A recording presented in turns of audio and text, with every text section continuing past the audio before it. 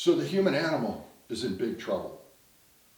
And most of us have heard the news by now, the bad news, about the state of the biosphere, climate, oceans, forests, fresh water, biodiversity depletion, all of these things coming together in a monumental and sometimes horrifying crisis.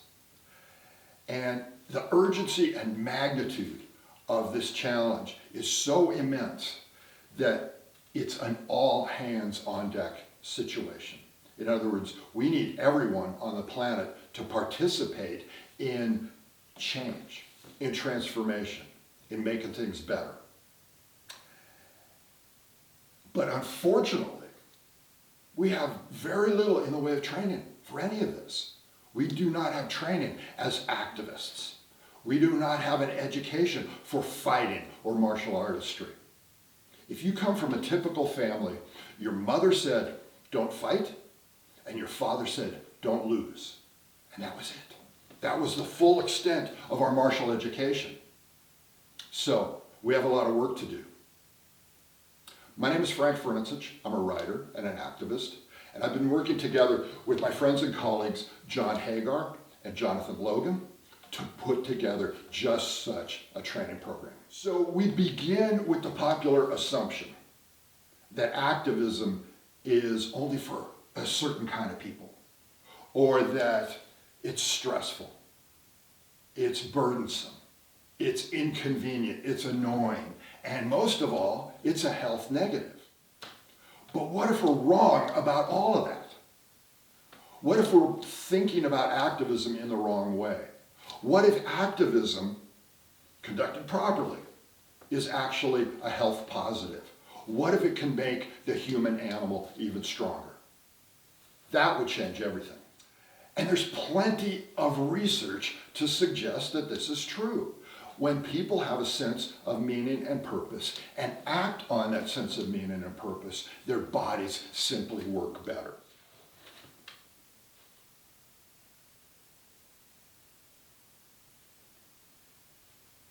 Having a sense of meaning and purpose is clinically relevant. In other words, this ought to be part of a holistic health orientation.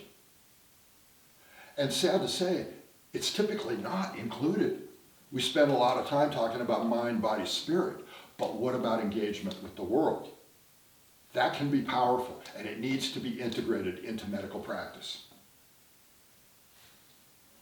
So here's a description of the course we've put together. And it comes in 4 parts. The first part is simply telling the truth about our predicament and where we're going. And in particular, this is the truth about the atmosphere, changes to climate, and especially the depletion of biodiversity around the world. These are threats to our life support system. And the first priority has to be telling the truth about that story. The second part, activism and the body.